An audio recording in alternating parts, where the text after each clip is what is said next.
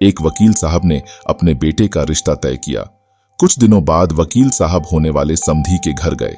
वहां देखा कि होने वाली समधन खाना बना रही थीं और होने वाली बहू टीवी देख रही थी।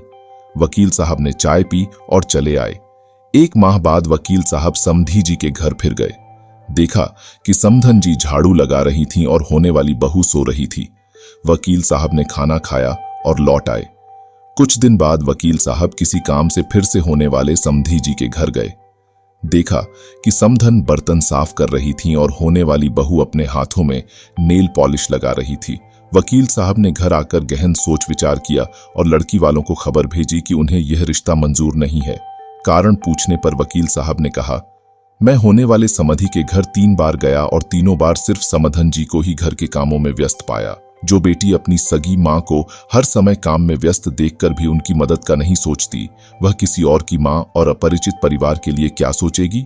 वकील साहब ने यह भी कहा कि वृद्धाश्रम में मां बाप को देखकर लोग बेटों को ही दोष देते हैं, लेकिन यह कैसे भूल जाते हैं कि वहां भेजने में किसी की बेटी का भी महत्वपूर्ण योगदान हो सकता है। वरना बेटे शादी से पहले ही अपने मां बाप को वृद्धाश्रम क्यों नहीं भेजते।